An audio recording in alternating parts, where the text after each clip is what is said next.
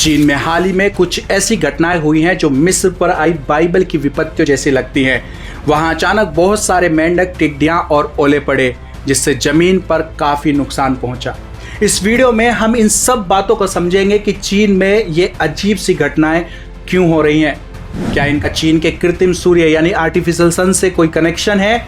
चीन में चिकनगुनिया नाम के वायरस को फैलने और उसे छिपाने की कोशिश क्यों की जा रही है? और चीन में मसीह विश्वासियों पर बढ़ते अत्याचार के पीछे क्या कारण है? तो चलिए बिना देर किए इस वीडियो को शुरू करते हैं।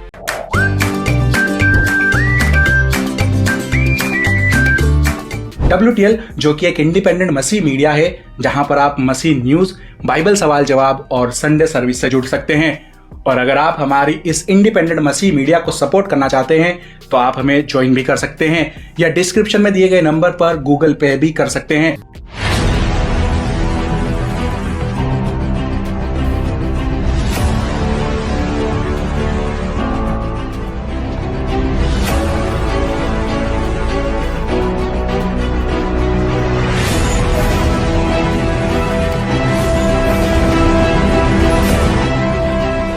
निर्गमन अध्याय 8 उसके 2 में लिखा है, और यदि तू उन्हें जाने ना देगा तो सुन, मैं मेंढक भेजकर तेरे सारे देश को हानि पहुंचाने वाला हूं।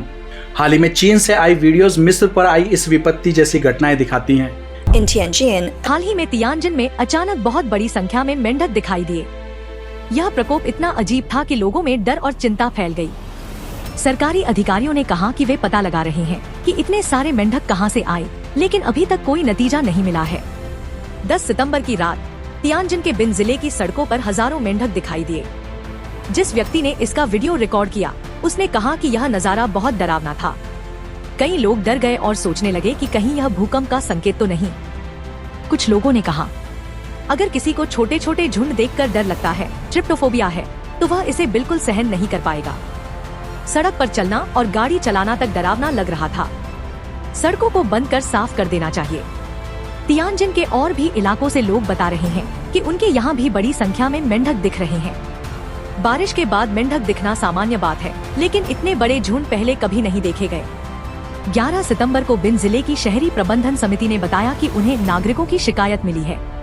सफाई विभाग ने सड़कों से मरे हुए मेंढकों को उठाना शुरू किया, लेकिन समस्या यह थी कि रात होते ही मेंढकों के झुंड फिर वापस आ जाते थे। सफाई कर्मचारियों ने कहा, दिन में धूप से कुछ मेंढक मर जाते हैं, हम उन्हें साफ कर देते हैं, लेकिन रात को फिर बहुत सारे मेंढक निकल आते हैं। हमने जिंदगी में ऐसा कभी नहीं देखा कि सड़कों पर मेंढक इस तरह भर जाए। निर्गमन अध्याय 10 उसके 4 में परमेश्वर कहता है, यदि तू मेरी प्रजा को जाने ना देगा तो सुन, कल मैं तेरे देश में टिड्डियां ले आऊंगा। योएल की पुस्तक में भी लिखा है कि टिड्डियां परमेश्वर के न्याय का एक रूप होती हैं। प्रकाशित वाक्य में तो अंतिम दिनों में अधोलोक से एक अजीब तरह की टिड्डियों की प्रजातियां निकलने का उल्लेख है। इसी तरह हाल ही में चीन में भी बड़ी टिड्डियों के झुंड देखे गए, जिन्होंने खेतों और पौधों को बहुत ज्यादा नुकसान पहुंचाया है। हुनान में टिड्डियों के झुंड ने खेतों पर हमला कर दिया और सारी वनस्पति खा डाली। इनर मंगोलिया के मानोली क्षेत्र के इस वीडियो में एक अज्ञात उड़ने वाले कीटों का तूफान दिखता है जो लोगों को ढक रहा था। सितंबर मध्य में एक नागरिक ने हेनान प्रांत के कई क्षेत्रों में एक अजीब घटना देखी। छोटे सफेद कीट हर जगह उड़ते दिखाई दिए। ये कीट बर्फ के फाहों की तरह हवा में तैरते हैं, हल्के लेकिन लगातार, जिनसे बचना असंभव है। कुछ नेटिजन्स ने कहा, ये कीड़े नहीं हैं। ऐसा लगता है जैसे आसमान से बर्फ गिर रही हो। ये छोटे सफेद कीट 1-2 mm लंबे, सफेद शरीर वाले, नाजुक पंखों वाले छोटे पतंगों जैसे दिखते हैं। ये पेड़ों की टहनियों और पत्तियों पर भोजन करते हैं और बड़े झुंडों में इकट्ठा होते हैं। इनकी प्रजनन क्षमता बहुत तेज होती है और इन्हें व्हाइट फ्लाई कहा जाता है। हेनान के नागरिकों के अनुसार अगस्त के अंत से लेकर अब तक व्हाइट फ्लाई का संक्रमण एक बड़ी आपदा बन चुका है। यह न केवल खेतों और गांवों को बल्कि लोगों के घरों तक को परेशान कर रहा है। व्हाइट फ्लाई लोगों के चेहरे पर टकरा जाती हैं, मुंह खुला रखते ही ये अंदर चली जाती हैं।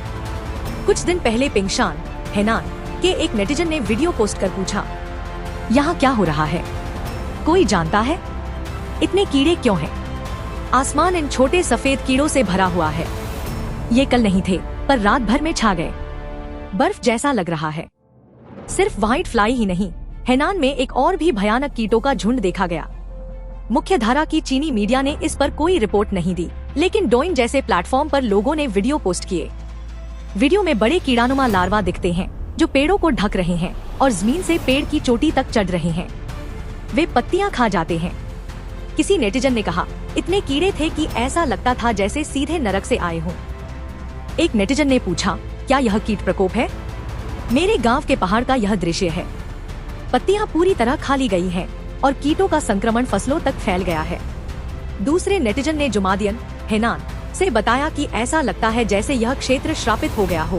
पहाड़ पर कीड़े ही कीड़े थे, पेड़ बिल्कुल नंगे हो गए थे, जमीन सूखी पत्तियों से भर गई थी, पूरा जंगल उजड़ गया।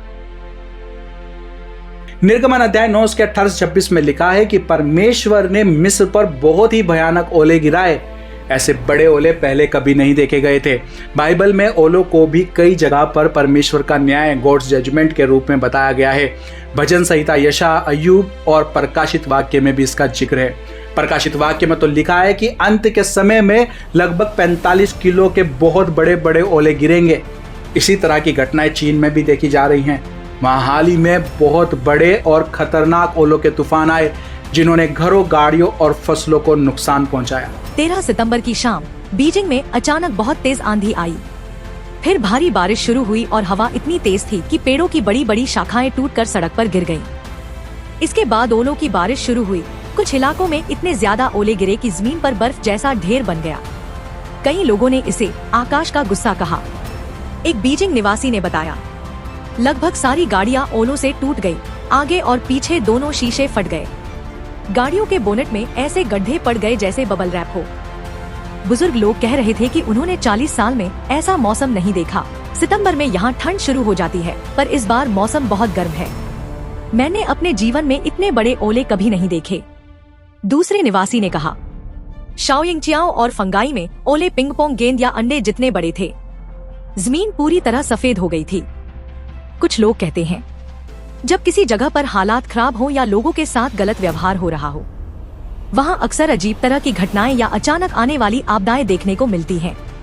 जैसे आसमान में बादल हो तो जरूरी नहीं कि बारिश हो, लेकिन बारिश हमेशा बादलों के साथ ही आती है। उसी तरह जहाँ न्याय नहीं होता, वहाँ समस्याएं और मुश्किलें बार बार आती रहती हैं। चीन में चिकनगुनिया वायरस, सड़कों पर पॉइजन छिड़कने और चीन में मसीहत के खिलाफ बढ़ते अत्याचार पर बात करने से पहले हाल ही में चीन के आकाश में कुछ अजीब सी घटनाएं देखी गई हैं। बाकी सारी घटनाओं के साथ मिलाकर देखें तो ये अजीब सी घटनाओं पर ध्यान देना बहुत ज्यादा जरूरी है, क्योंकि हो सकता है कि इन सब के बीच में कोई ना कोई कनेक्शन हो। 18 सितंबर को एक नेटिजन द्वारा अपलोड किए गए इस वीडियो में शंघाई केपू जिले में एक अज्ञात उड़न वस्तु दिखाई गई। यह वस्तु रात के आसमान में तैरती दिखती है। इसकी मूवमेंट नरम और लगभग स्थिर है। यह एक ही जगह घूमती भी है, जिससे यह संभावना खत्म हो जाती है कि यह एक ड्रोन है। वीडियो बनाने वाला व्यक्ति जूम इन और आउट करता है, यह दिखाने के लिए कि फुटेज वास्तविक है और पोस्ट प्रोडक्शन में बदली नहीं गई।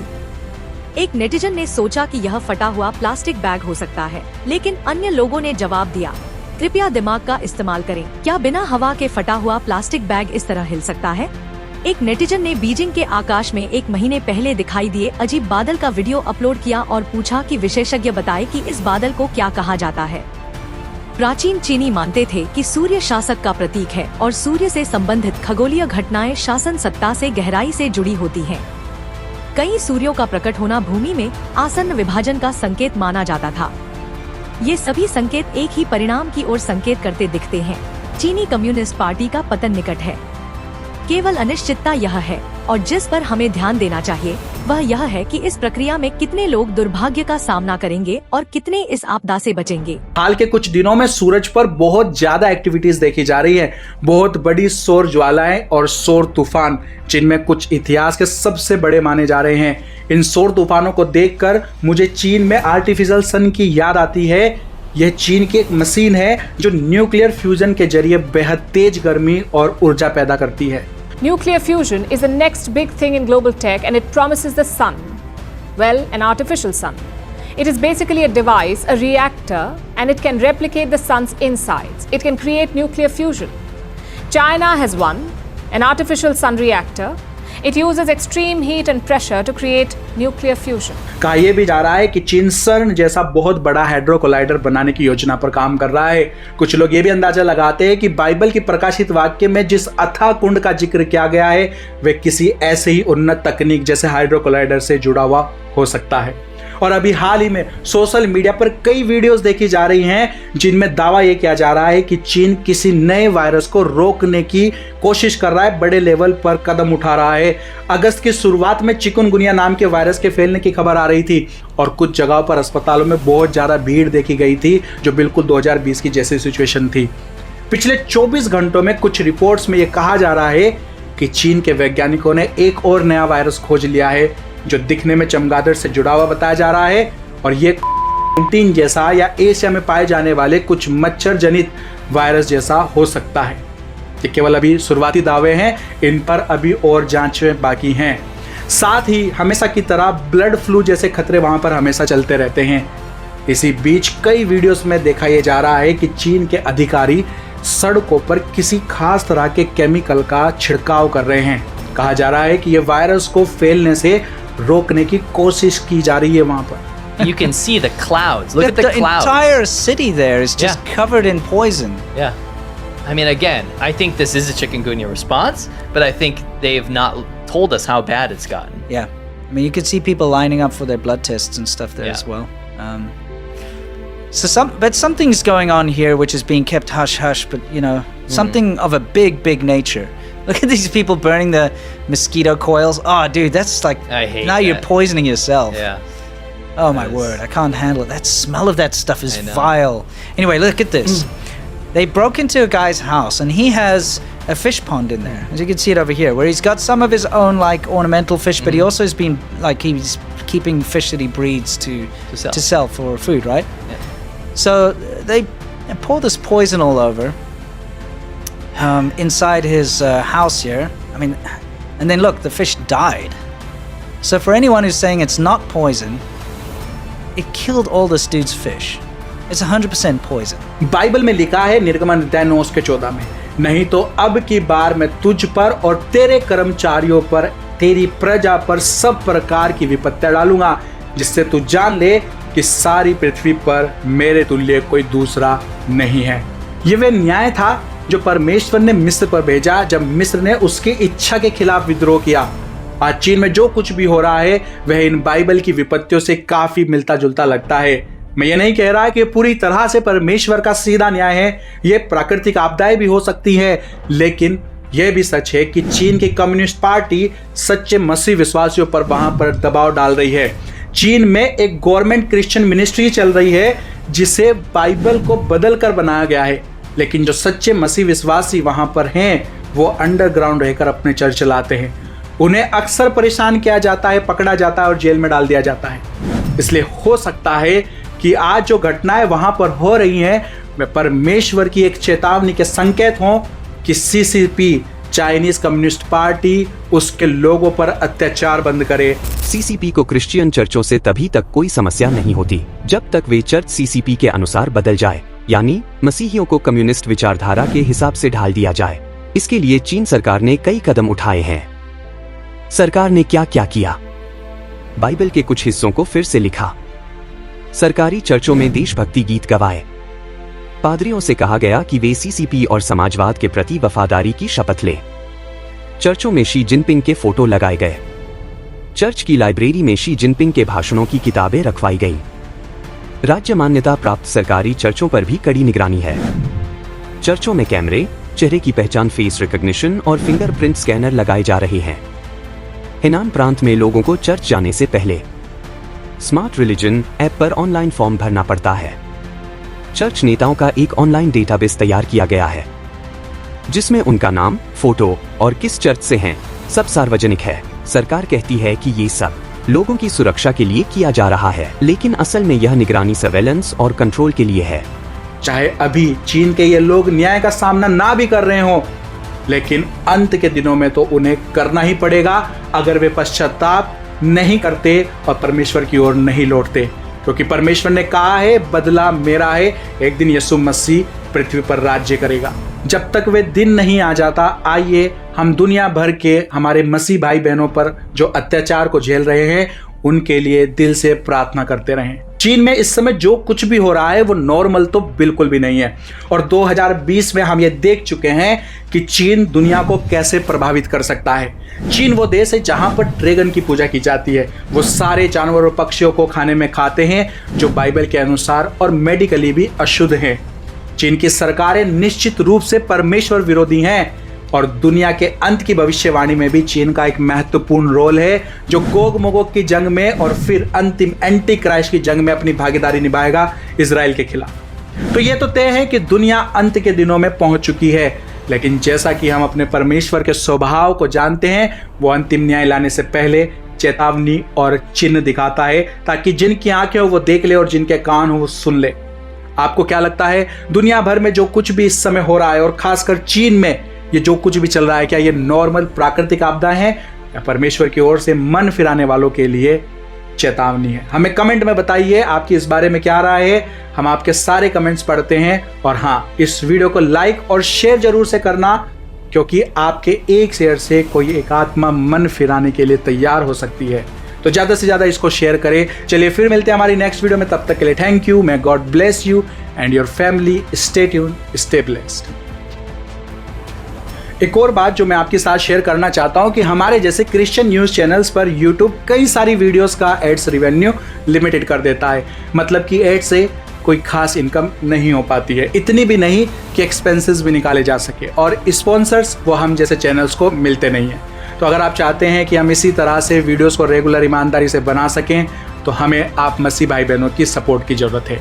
अगर आप हमारे इंडिपेंडेंट मसीह मीडिया को सपोर्ट करना चाहते हैं और आप भी हमारे साथ इस सेविकाई में थोड़ा बहुत बोना चाहते हैं, तो आप हमें ज्वाइन भी कर सकते हैं, या डिस्क्रिप्शन में दिए गए नंबर पर गूगल पे भी कर सकते हैं। Thank you. May God bless you and your family. Stay tuned, stay blessed.